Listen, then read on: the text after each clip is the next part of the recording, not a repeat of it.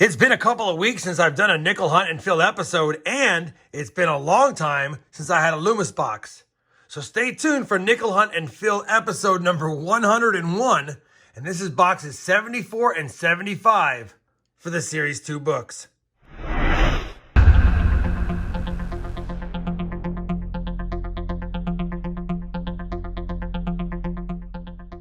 Hey everyone, it's RobFindsTreasure. Welcome back to my channel. Like I said in the intro, we have a 2-box nickel hunt, and I'm somewhat excited about this hunt because we've got a Loomis box, and I think it's been several hunts since we've seen one. That being said, because it's Loomis, I had to pop the top to make sure it was circulated nickels, and it is, and we do a Canadian ender. I don't get a lot of Canadian nickels in my hunts, but definitely don't see a lot of them that are enders either, so that's got my interest a little bit piqued, if you will. I didn't see anything else fancy schmancy by the top enders, but we got to get into the box, as you know, to see if we have anything inside. Now, if you're keeping track at home and you've missed the first 100 episodes, then I definitely have that playlist starting at the very first box, listed both down below in the video description, as well as pinned up here. Now, I've already completed the Series 1 album, and I said I would go ahead and continue on until we complete the Series 2 to see if we could beat the 167 boxes it took to complete the Series 1 book. And right now we're on boxes 74 and 75, and we just need a 39S and a 50D. For the Side Find Jefferson Nickels book, we've hunted 8 boxes, and we've got 46 out of 65. And last episode, we had a couple additions and 3 upgrades. So definitely made progress on the Side Find Jefferson Nickels album, and that makes me happy. Now I'm going to push these to the side, and you guys know what we're going to do. We're going to hunt the boxes, and at the end of both boxes, we'll compare the finds to the books to see if we have any upgrades or additions, and if we do, that'd be awesome. We're also looking for war nickels that are made out of 35% silver, and you can tell those because they have a mint mark above the Monticello building on the reverse, and then, of course, any varieties, buffalo nickels, V-nickels, proof nickels, foreigns like we have in that box, and anything else we can find that's fancy schmancy. I'm going to get right to the hunt because I'm excited. It's been a while for nickels, so you guys know what's next. I'm going to go ahead and bring it back in if and when we have a find. Well, we're on roll number 15, and this box has been cold as ice. About 5 rolls ago, I did find a 1952S, but we don't need it. That being said, in roll 15, look what I see that just started to peek out. That's going to be a buffalo nickel, and that's my favorite nickel to find when I'm hunting nickel boxes. And it's got a date, and it's a 1919. It's a 1919. It's not a 2 feathers variety. You can see really easily it's got the detail of that feather behind his head. But, man, 1919 dated. Will it have a mint mark? And it doesn't. 1919 Philadelphia, though, dated buffalo nickel.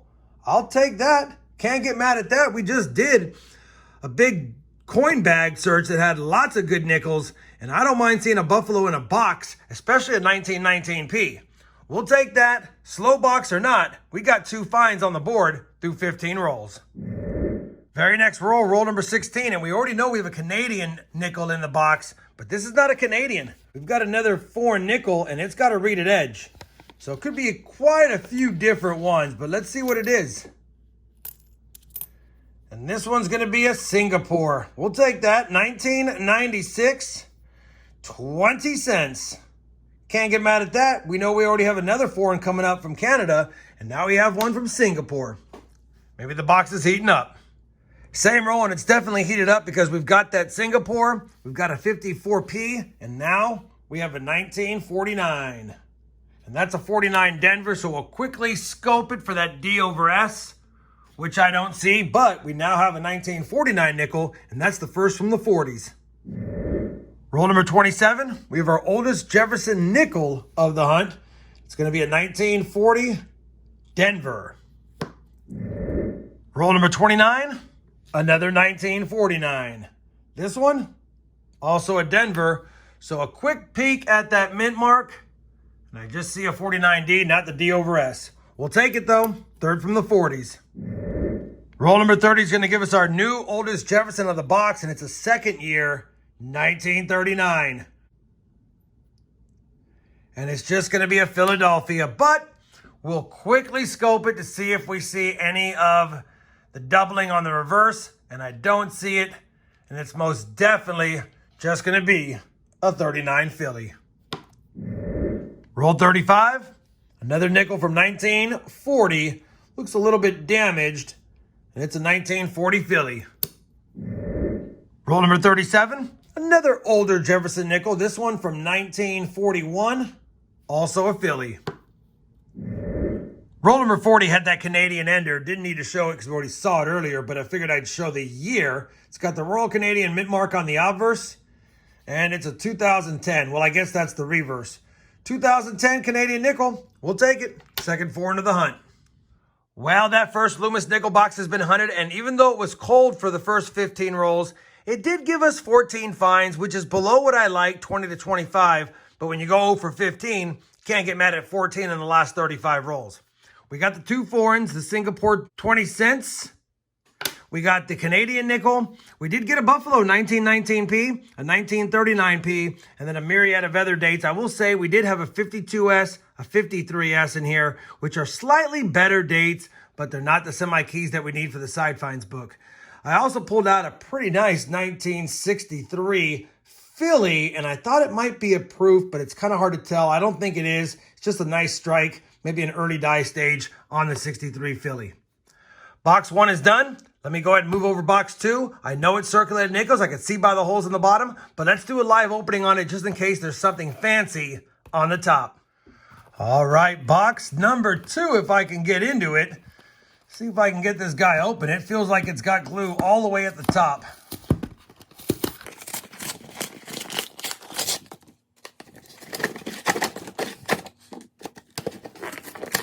All right, you know what? I had a subscriber give me a box cutter. I got to remember to have it on the desk so I can use it when I need it. Looks like we have some older Jeffersons, but nothing is screaming awesome from the top. All right, let me go ahead and get into the box, and I'll bring you in if and when we have a find. Roll number 55 of 100. We've got another 1940 nickel, and this one from Philly. We're on roll number 81, and this box had a lot of 50s finds, including a slightly better date, 1959 Philadelphia in decent condition.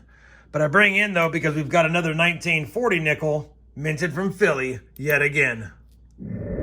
Roll number 82, and we have another find from the 40s, but this time it's another one of those 1949s, and it's a Denver.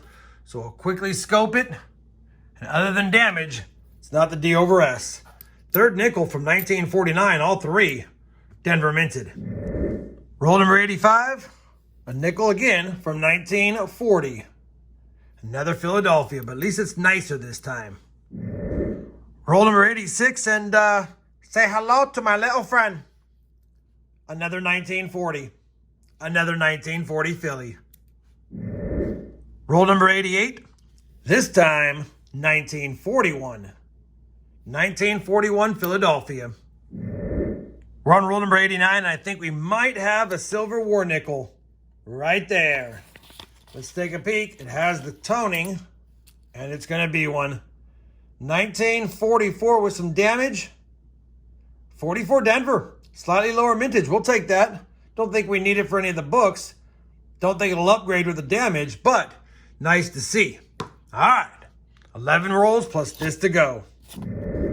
Roll number 91, and I think we have another war nickel. I thought I saw it when I was opening it out of the wrapper. When I flattened it out, I think I see a 1943 right here.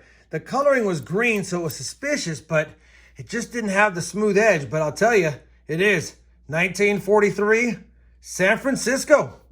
Maybe we need that war nickel for the second book as far as the side finds. We'll take it. 2 war nickels in the last handful of rolls. We still got 9 left. Roll number 93, and we have another nickel from 1940, and I'm going to guess it's Philadelphia because that's what we've been seeing. And it is. Roll number 96 is going to give us our third foreign of the hunt. I can already see it by the edge. I saw it in the wrapper, figured I'd expose it. And take a look at this. Beautiful designed 20 pence from 1982. Can't get mad at that. It's a good looking coin, and it's not one we find too often, so I'll take it. Third foreign, 3 different countries represented, 4 rolls left.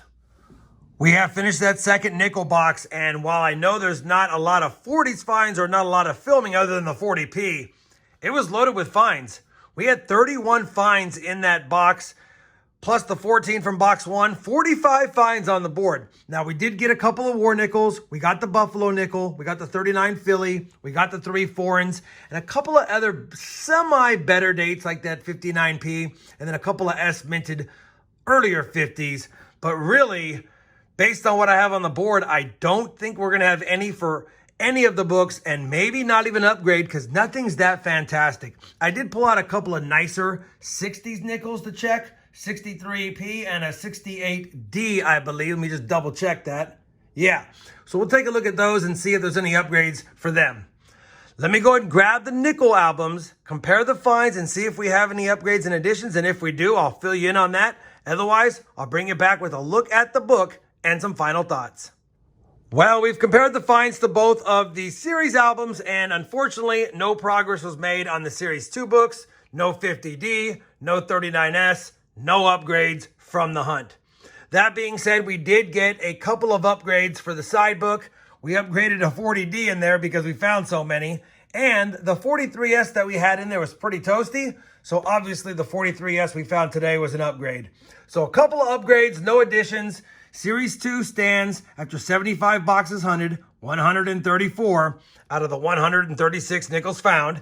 And the Series 3 side find books is stuck at 46 out of 65, but we did have 2 upgrades. I'll make mention, looking at the mintage numbers of the nickels we still need to find, it does make sense that they're the ones we need to find because they're all the lower minted nickels. And I think the highest minted nickel is going to be some of the silvers, 119.4 for the 45p, 119.2 for the 44p, and I think that's it. All the other ones, definitely tougher to find, so that makes sense as to why we haven't found them yet. That being said, it was another fun hunt. We got some silver war nickels for the jar, got a nice 1919 Philadelphia minted Buffalo nickel for myself, a 39p, and the nicer nickels from the hunt I've already put into my nickel rolls. Hopefully you guys enjoyed this 2-box nickel hunt. I know I did. Despite the lack of additions and upgrades, we still had fun, and that's all you can ask when you coin roll hunt. If you did, I'd appreciate that thumbs up. And as always, everyone, happy hunting, and thanks for watching.